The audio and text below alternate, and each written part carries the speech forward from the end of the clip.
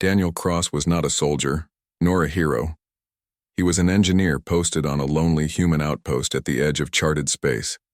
His job was to keep machines running, patch up systems, and report any unusual activity. Most days were quiet. Sometimes, weeks passed without him speaking to more than 3 people. That night Daniel was outside the station, piloting a small service craft along the nearby sector. The sky around him was full of stars, distant and cold, but he had grown used to the silence. He checked his scanner out of habit. The screen flickered, then showed something strange. A faint signal, weak and broken, like a whisper in the dark. Daniel frowned. It was not a human frequency. He adjusted the scanner and soon the shape of a damaged shuttle appeared on the display. Its power levels were nearly gone. The craft was drifting without control. Unidentified vessel, Daniel called, out through his comms, though he doubted anyone would answer. This is Engineer Cross, Human Outpost 42. Do you require assistance? There was only static. Something inside Daniel told him to leave it alone. Outpost rules were clear. Report unknown ships. Do not engage. But another thought pressed against his mind. If someone was trapped inside, they might not survive until authorities arrived. He bit his lip, hesitated, then made his choice. All right, let's see who you are. He piloted closer. The shuttle's hull was scarred as if it had been shot at. One wing was half torn away, and sparks drifted into the void. Daniel lined up his craft and connected by a docking tube. The emergency seal clamped down with a hiss. The air inside was thin, the lights weak. He pulled a flashlight from his belt and stepped into the alien ship. The corridors were narrow and smooth, made of pale silver metal with glowing veins like rivers of light. Symbols he could not read were etched into the walls. He moved carefully, listening. The ship groaned with every movement like it might fall apart at any moment. Then at the end of a hallway he found her. She was slumped against the wall wearing torn royal garments of deep blue and silver. Her skin glowed faintly, smooth like polished crystal, and her eyes, half closed, shone with a strange golden light. A crown-like band rested on her brow, cracked from some impact. Daniel froze. He had never seen an alien up close, not like this. She was tall, graceful even in weakness, and clearly not just a common traveler. His heart beat faster. She stirred weakly, lifting her head. Her voice was soft, musical, though broken with pain. Human. Daniel's mouth went dry. You can speak English? Her eyes flickered. Translator. Still works. She tried to stand but collapsed again. Instinct pushed Daniel forward. He caught her before she hit the ground. Easy, easy. You're injured. She looked at him with tired but steady eyes. They will come. Must not let them. Catch me. Who's coming? Daniel asked, but she fell unconscious in his arms. Daniel set her gently down and pulled out his scanner. Her life signs were weak but stable. Whoever she was, she needed help soon. He thought again of the outpost rules. If he called command, they would lock her away, study her, maybe hand her to whatever alien authority claimed her. Something about that felt wrong. He looked at her face. Even unconscious, she carried dignity as if born to lead. Whoever hunted her had meant to silence her. That was clear enough from the blast marks on the shuttle. All right, Daniel whispered. I guess you're with me now. He carried her carefully back to his service craft. The docking clamps released and the damaged alien shuttle drifted into the endless dark. Daniel's craft pulled away just as his sensors flashed again. Multiple ships had entered the sector. Their shapes were sharp and menacing, built for speed. Daniel's computer identified their weapons as active. They scanned the area, clearly hunting. Daniel's chest tightened. They were searching for the princess. Hang on, he muttered to her, though she could not hear. He pushed his small craft to maximum speed, diving into the shadow of an asteroid field. The enemy ships followed. The chase was a blur of flashing lights and narrow escapes. Daniel darted between tumbling rocks, using his knowledge of ship systems to mask his energy signature. The hunters fired once, twice, beams of light slicing through the dark but mist. Daniel's hands moved quickly, rerouting power, pushing engines past their safe limit. Finally, after what felt like hours, the scanners showed the hunters peeling away, losing the trail. Daniel's ship drifted silently in a hollow between asteroids. His breath came in gasps. Still alive, he whispered to himself. He turned to look at the alien princess. She was still unconscious, resting in the medical chair he had strapped her into. The soft glow of her skin seemed dimmer now. Daniel opened a kit and carefully treated the burns and bruises on her arms. For the first time in years, he felt the weight of something greater than his small life. This was not just another repair job. This was fate dragging him into a story he had never asked for. Hours later, she awoke. Her golden eyes met his, calm but sharp. "You saved me," she said, softly. Daniel shrugged, trying to hide his nervousness. "Couldn't leave you floating out there." She studied him for a long moment. "Do you know who I am?" Daniel shook his head. "All I know is that you're in trouble. I am Princess Seraphine of the Illyrian throne." Her voice carried both pride and sorrow. "My people chase me because I refused a chain I could not bear." Daniel blinked. A princess. He had guessed she was important, but not this. Why would they chase their own princess? "Because I denied them control," she said. "They wanted to force me into a bond with a rival lord. It would have given him power to rule us all. I chose freedom, so they call me traitor." Her gaze softened. "And now, you have chosen to stand between me and them. That makes you part of this, whether you wished it or not." Daniel rubbed the back of his neck. "I'm just an engineer. I fix things. I'm not—" "You are human," Seraphine interrupted. "That already makes you different. No one expected a human to help me. No one expected kindness." Her words struck him. He had never thought of himself as brave. Yet here she was, looking at him as if he had changed her world. For a long moment they sat in silence, the hum of the ship surrounding them. Outside, the stars burned like silent witnesses. Finally, Seraphine said, "You risked everything for me. That is a debt my people cannot ignore." Daniel frowned. "I didn't do it for debt, I just didn't want to watch someone suffer." Her golden eyes softened again. "Perhaps that is what makes you different, Daniel Cross." The outpost was far behind them now. Ahead lay unknown dangers, hunters who would not stop until she was caught. Yet in that small ship something new had begun. For the first time in her life, Princess Seraphine felt safe, not because of guards, crowns, or armies, but because a human stranger had chosen to help her. And for Daniel, who had always thought of himself as ordinary, the night was only the beginning of an extraordinary journey. Daniel Cross sat in the pilot's chair, eyes fixed on the scanner. The small service craft was not built for long flights or combat, but it was all he had. Behind him, Princess Seraphine rested, her breathing slow and steady. She was healing, but danger pressed close. The hunters had lost them for now, but Daniel knew they would not stop. Whoever wanted Seraphine captured had resources, and they would sweep every corner of the sector until they found her again. Daniel muttered to himself, "You really know how to get into trouble, Cross." The princess stirred at his words. She opened her golden eyes and sat up, still weak but alert. "We are not safe," she said. Daniel glanced at her. "No kidding. They almost turned us into stardust back there." "They will track me," she continued. "They know my energy, signature, my ship design, and my trail. They will not stop." Daniel leaned back, rubbing his temple. "All right, so, what's the plan, Your Highness? Because my plan was just to fix machines and drink recycled coffee. This," he gestured to the stars outside, "is way above my pay grade."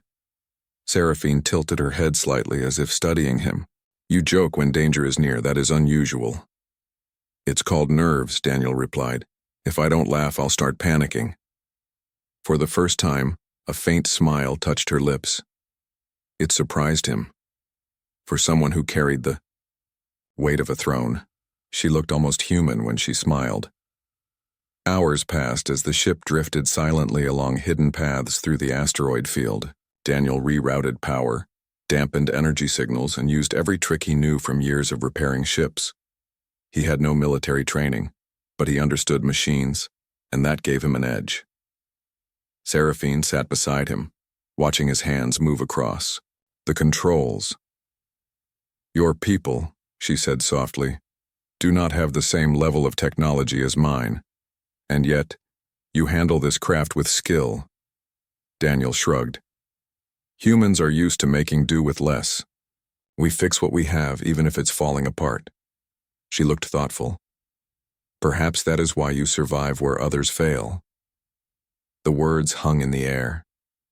Daniel did not answer, but part of him felt strange pride.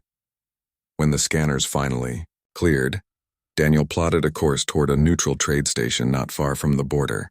The place was lawless but busy, full of ships from dozens of species. If they could blend in, maybe they could buy supplies and figure out their next move. Seraphine agreed. "The hunters will not risk open action there. Too many witnesses. 4. Now it is the safest choice."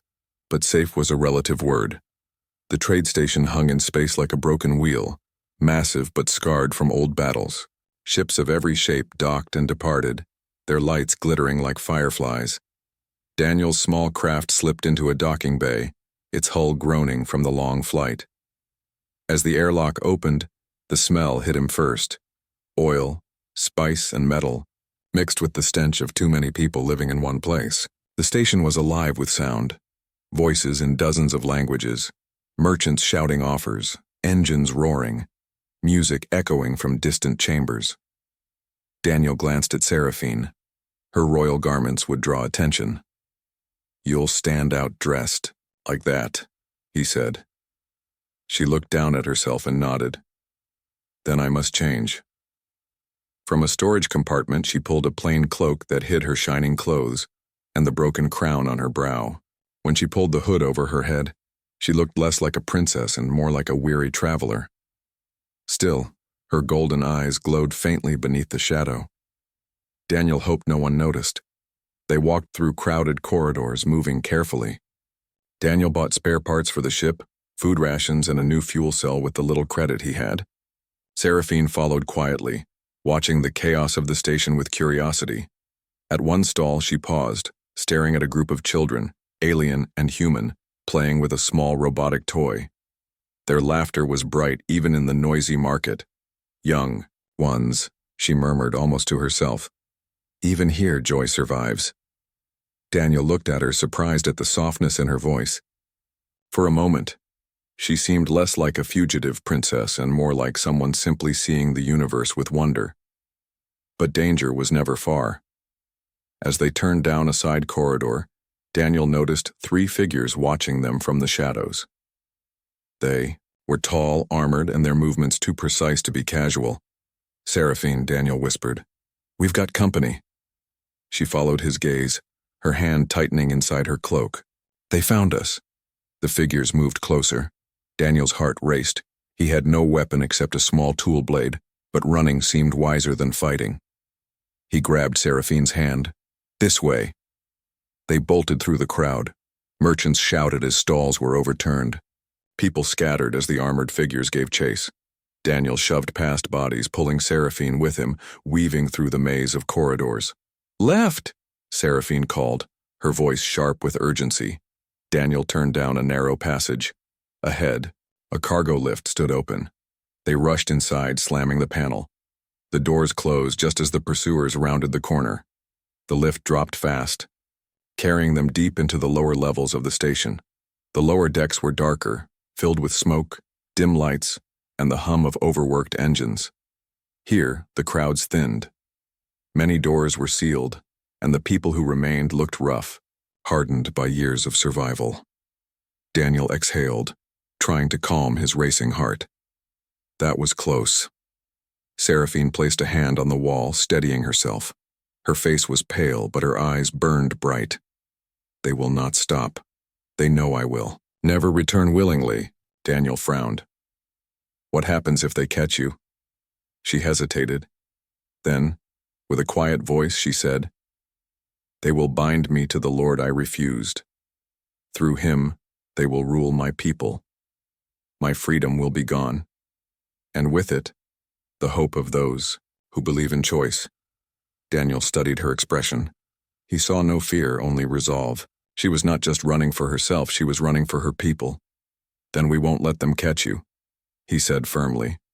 She turned her gaze on him, surprised at the certainty in his tone. "You speak as if the choice is yours too." Daniel gave a small smile. "Maybe it is now." They found a quiet chamber in the lower deck where old machines were stacked like forgotten relics. There, Daniel began repairing their new fuel cell with the tools he had bought. Seraphine sat nearby, watching him work. After a long silence, she asked, "Why did you help me? You could have left me to my fate." Daniel paused, then tightened a bolt. "Because it was the right thing to do. Doesn't matter if you're human or alien. You were hurt, alone, and hunted. I couldn't just walk away." She studied him again, her eyes soft. "Among my people, such actions are rare. Most think only of themselves or their clans. You are different." Daniel shrugged. "Maybe humans are stubborn that way. We don't like seeing chains on anyone." Her lips curved into a faint smile. "Perhaps that is why fate brought us together." Suddenly, a crash echoed outside the chamber. Voices shouted in a harsh alien tongue. The hunters had tracked them again. Daniel's pulse spiked. He grabbed Seraphine's hand. "Time to go."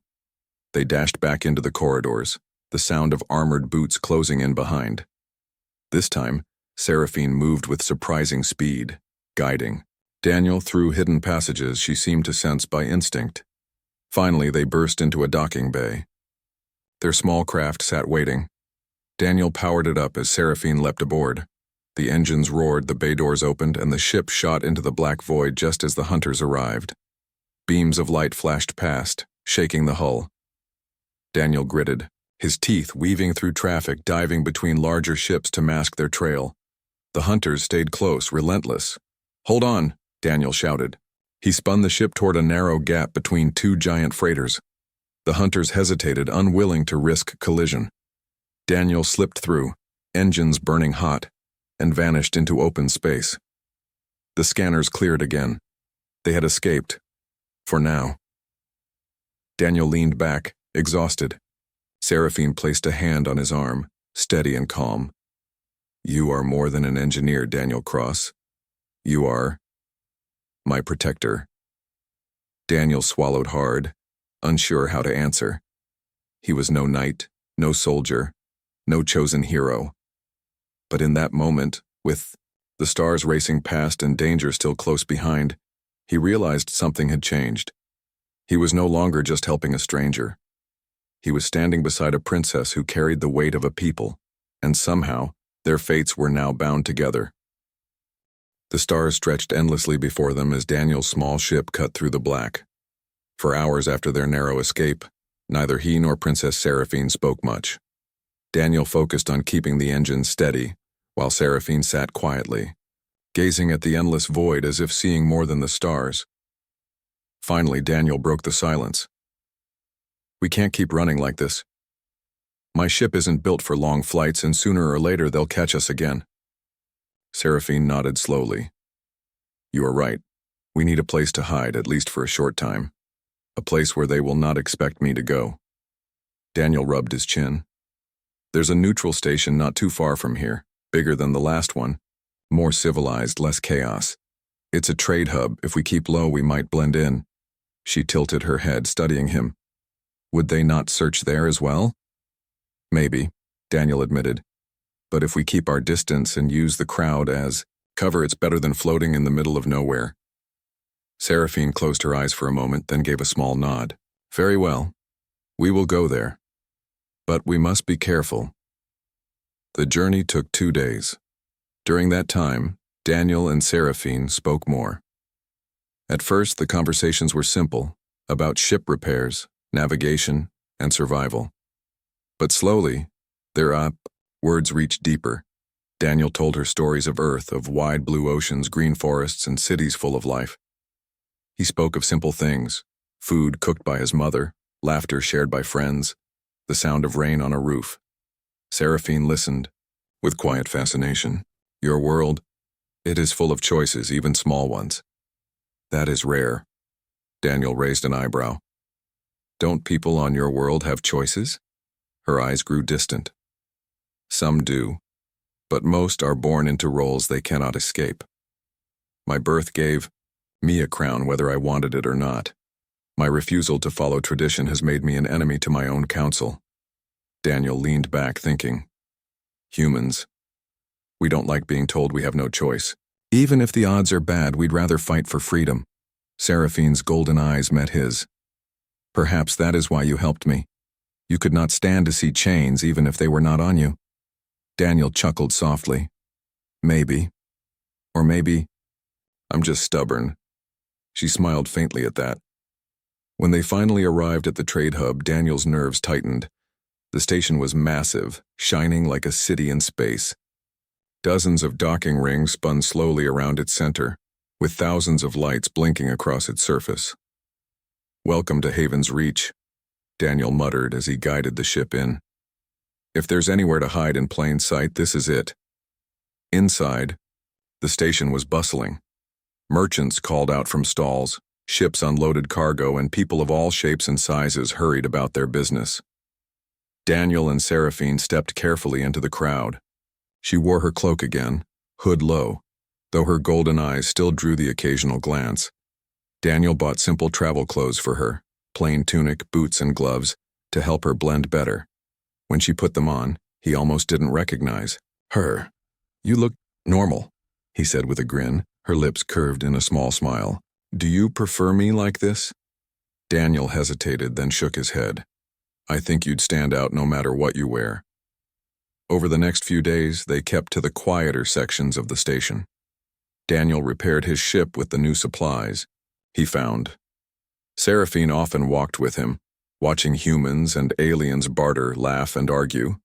One evening, while Daniel adjusted a panel in the engine room, Seraphine sat nearby, asking questions. Do all humans work as you do? With such hands-on, care for machines, she asked. Daniel smirked. Not all. Some work with numbers, some with words, some lead, some follow. We're a mixed bunch. But most of us learn to survive by using what we've got. She tilted her head. And if you lose everything? What then? Daniel paused, wiping grease from his fingers. Then we start again. That's kind of our thing. We don't stay down for long. Her eyes softened. That is a strength. Many of my people would give up once stripped of power. Daniel shrugged. Power doesn't mean much if you don't use it to help someone. I think I've learned that. The princess smiled, faint but warm. On the third day, rumors began to spread through the station. Whispers of a fugitive princess, a human protector, and hunters searching every sector. Daniel overheard merchants speaking in hushed tones, describing a tall figure with golden eyes. His gut tightened. They're getting close. That night, Seraphine and Daniel sat together in a quiet corner of the ship. The hum of the repaired engines filled the silence. They will not stop until I am captured, Seraphine said softly. Every moment I remain free. The Council fears I will inspire rebellion. They cannot allow it. Daniel looked at her. Do you want to go back? To fight them directly? She shook her head. Not yet. To return now would mean chains. I must wait, gather strength, and choose the right moment. Daniel nodded slowly. Then I'll keep you safe until that moment comes. She turned to him, her eyes glowing softly in the dim light. Why? You risk everything for me. Your home, your freedom, even your life. Why do this for someone you barely know? Daniel exhaled, struggling for words. Finally, he said, because it matters. Because you matter. And because I don't want to be the kind of person who walks away when someone needs help. For a long moment, she simply looked at him. Then slowly, she reached out and touched his hand, Her fingers were warm, delicate yet strong. "In my culture," she whispered, "to protect another at the risk of one's own life is not a small act. It is a bond." Daniel blinked. "A bond?" She nodded. "A sacred promise, often tied to marriage, sometimes to friendship, always to destiny. By our tradition, you have bound yourself to me whether you knew it or not." Daniel's throat went dry. "Wait, you mean—" Her eyes held his, unwavering. "Yes, Daniel Cross. Among my people, you are now considered my betrothed." The words hung in the air like a weight. Daniel stared at her, stunned. "Betrothed? As in, engaged? That's not what I—" Seraphine placed a hand gently on his arm. "Do not fear. I do not bind you without choice. But my people will see it this way. And those who hunt me will fear you more because of it. For to harm the chosen betrothed of the princess is to break sacred law." Daniel let out a nervous laugh. "Great. So I'm not just hiding you. I'm your fiancé now. That's new." Her lips curved in a faint smile. "Do not worry. I will not demand a wedding tomorrow." Despite the danger, Daniel found himself laughing softly. The tension eased, replaced by something he couldn't name. A warmth between them. A trust deeper than before. The next morning, however, their fragile peace shattered. As Daniel prepared supplies, alarms blared across the station. His scanner lit up with warning signals. Enemy ships had arrived, surrounding the trade hub. Seraphine rushed to his side, her hood falling back, golden eyes blazing. "They are here. They will not stop." Daniel's jaw tightened. "Then we don't stop either. We run. We fight. We do whatever it takes. But we're not giving up." For the first time, Seraphine smiled not with sadness or duty, but with fierce pride. "You speak as if you were born to be my champion." Daniel gave a half smile, gripping the ship's controls. "Maybe I was." As the engines roared to life and the hunters closed in once again, both human and princess knew one truth. They were no longer just fugitives. They were bound by choice, by fate, and by a bond that neither of them had expected, and the galaxy was beginning to take notice. The sky around Haven's Reach was ablaze with flashing lights as Daniel Cross guided their small ship through the chaos. Enemy vessels surrounded the station, their weapons locked and ready. For the first time, Daniel realized the full scale of the danger they faced. These were not ordinary pursuers. They were trained, relentless, and commanded by the council that hunted Princess Seraphine.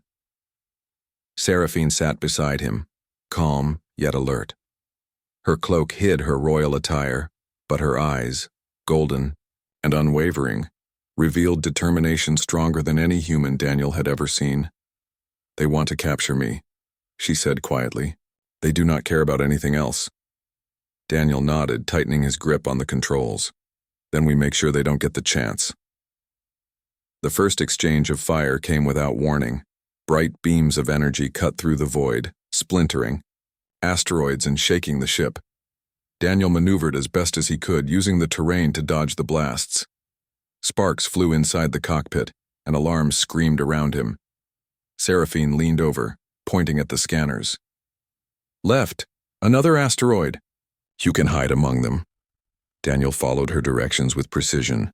Somehow her instincts were perfect. He glanced at her, surprised. "You're good at this." "I have studied the stars all my life," she replied. "I know where ships can and cannot go." Even in the midst of panic, Daniel felt a spark of admiration for her. She was more than a princess. She was a survivor, capable of facing danger without hesitation. After a tense chase, they managed to slip through a narrow gap in an asteroid belt.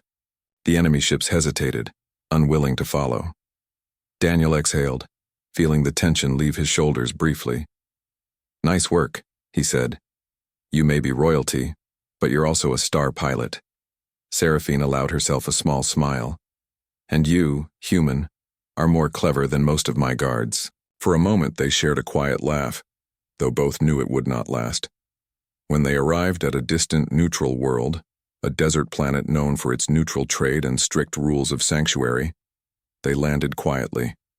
The surface was harsh and dry, with orange sands stretching beneath twin suns. Yet it was safe enough to remain hidden for a time. They found shelter in a small settlement of traders and miners. Daniel repaired their ship while Seraphine observed human society. She watched the traders barter, the miners labor under the suns, and the children play in the streets. "Your people," she said, "value freedom. Even in hardship, you choose your path." Daniel looked at her. "That's what humans do. We don't always succeed, but we try.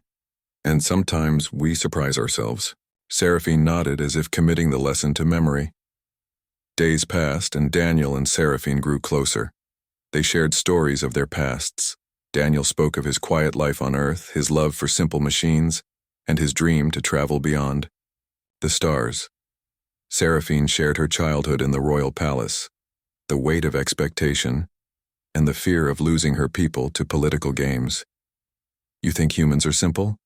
she said one evening, staring at the twin suns setting over the desert. "But you carry courage in your simplicity. You do not rely on power, only on will." Daniel smiled faintly. "Courage isn't easy. I think anyone would do the same if they had to." "Perhaps," she said softly. "But you did not hesitate. That is rare." Their hands brushed as they worked together repairing the ship. A subtle warmth passed between them, unspoken yet understood. Daniel realized that he no longer viewed Seraphine only as a princess to protect. She had become someone he admired, someone he would fight for no matter the cost. The calm did not last. One evening, while they were resting, Daniel's scanner detected incoming ships. He cursed under his breath. "They found us again." Seraphine rose quickly, her cloak flowing behind her. "We cannot outrun them forever. We must prepare for confrontation." Daniel nodded. "Then we do what we can. Let's make this our advantage." They set up their ship in the surrounding terrain, using rocks, desert canyons, and hidden pathways to create traps. Seraphine's knowledge of strategy combined with Daniel's technical skill made them a formidable team.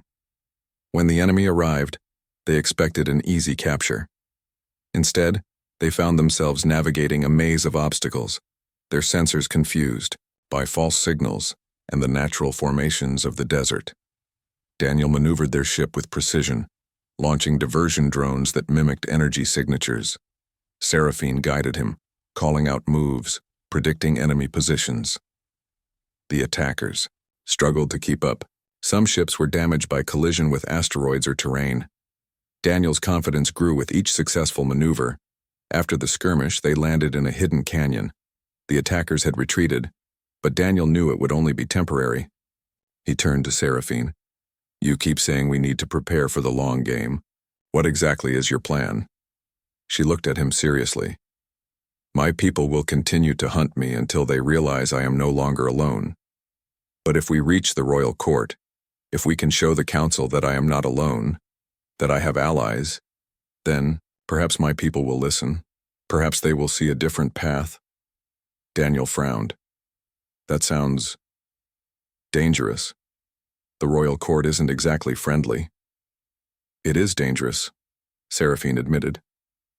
"But it is also the only way to change the future. I cannot hide forever, Daniel. I must face destiny." Daniel nodded slowly. He understood now that this was more than survival. It was a fight for freedom, for choice, and for hope. When they finally arrived at the outskirts of the royal city, the magnitude of the council's power became clear. Towers rose into the clouds glittering with light, and fleets patrolled the skies above. Daniel felt a pang of fear, but Seraphine remained composed. "We must enter carefully," she said. "We will not be welcomed as fugitives, but we can prove ourselves." Daniel took a deep breath. "Then let's do it." Inside the city, the council convened in the grand hall, a place of polished crystal and shining metal. High-ranking officials glared at them as Seraphine stepped forward. Daniel followed, knowing that his presence alone would be judged harshly. "You dare return?" one council member hissed. "You bring a human, a lowly species, into our sacred halls?" Seraphine held her head high.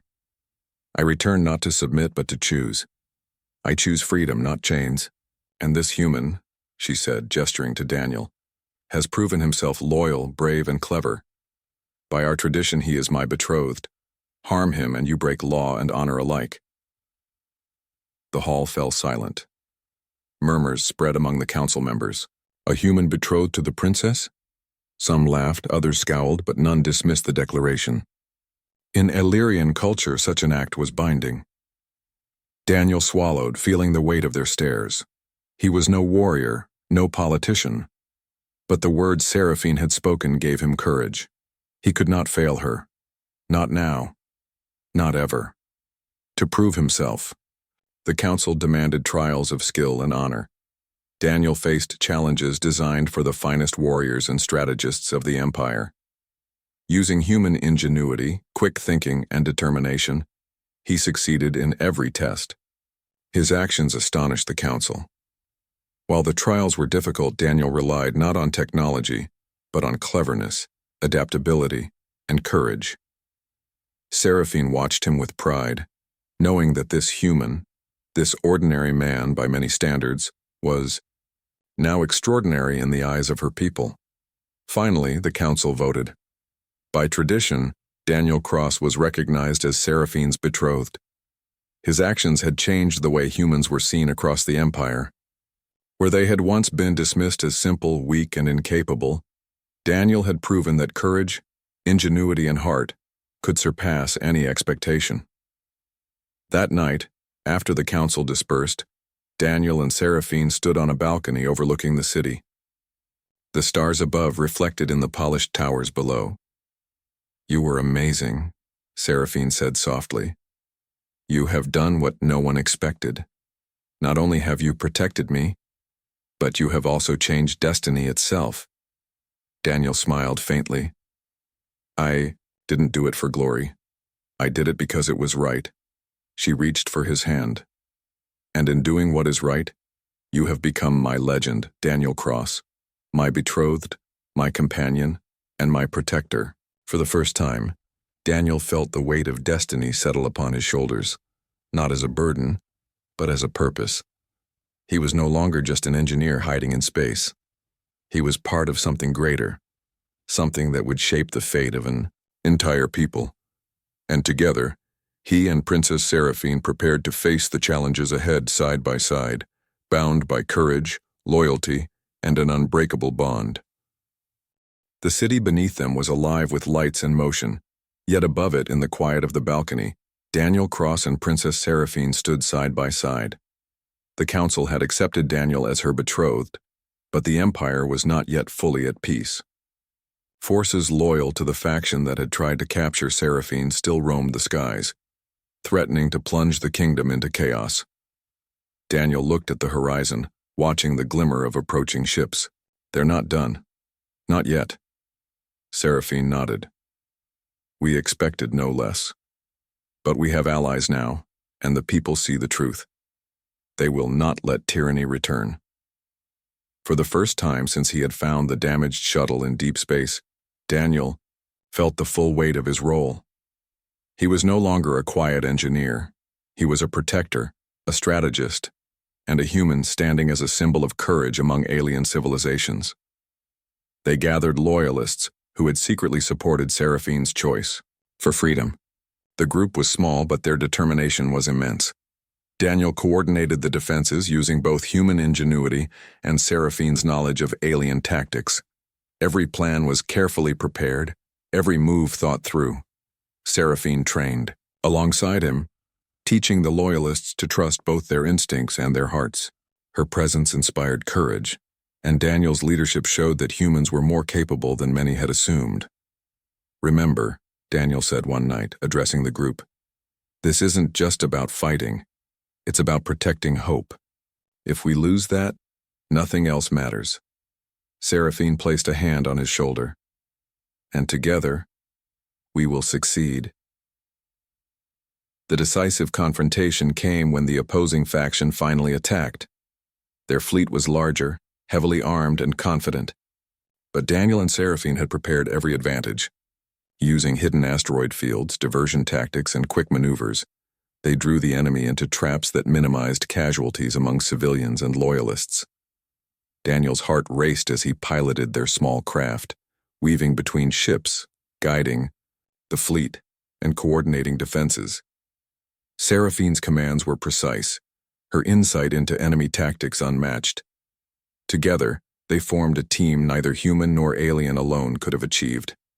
Blasts of light lit the void as ships collided.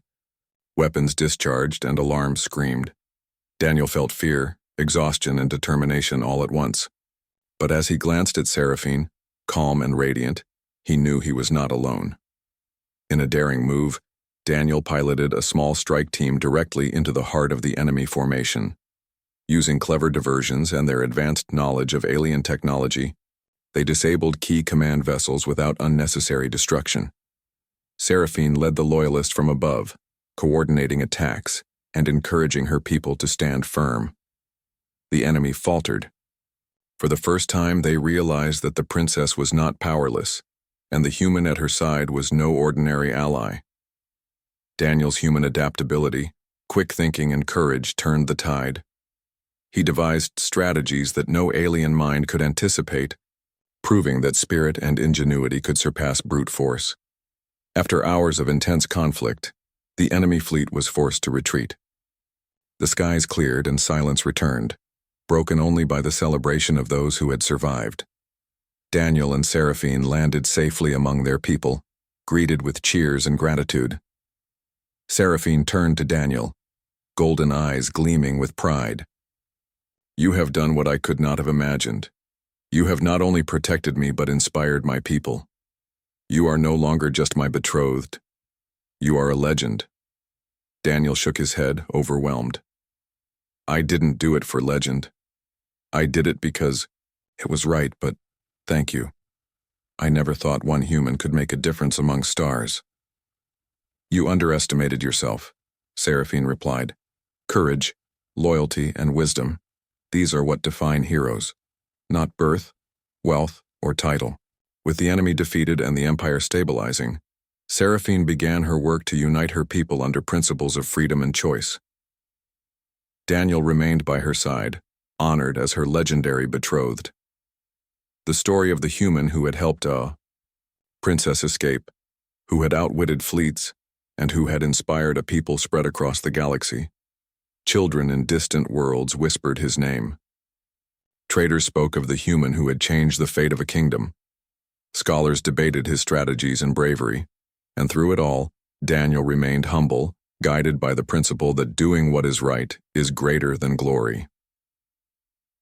In the quiet of a private balcony overlooking the city, Daniel and Seraphine stood together watching the stars. "Do you ever think about how it all started?" Daniel asked. Seraphine smiled softly. "A damaged ship, a choice to help, a human who would not walk away. That small act changed everything." Daniel took her hand, feeling warmth and connection stronger than anything he had known. "I guess ordinary people can do extraordinary things." "You are extraordinary," Seraphine said, "not because of birth or title, but because of your heart. And that is why you are my betrothed, my partner, and my equal." Daniel smiled, gazing at the stars. "Then let's see where destiny takes us next." Above them, the galaxy stretched endlessly, full of wonders, challenges, and possibilities. Daniel had started as an ordinary engineer, lost among the stars. Now he was a legend, a human who had helped a princess escape, defended a kingdom, and earned the respect of an entire empire. Together, he and Princess Seraphine looked forward to the future, side by side, bound by courage, loyalty, and the unbreakable bond they had forged in the darkest moments of space. The story of the human and the princess became a tale told across worlds, a reminder that heroism is not measured by power alone, but by courage, choice, and the willingness to do what is right, no matter the odds. And so their journey continued, not just as protector and princess, but as partners, companions, and legends whose actions would echo through the stars for generations to come.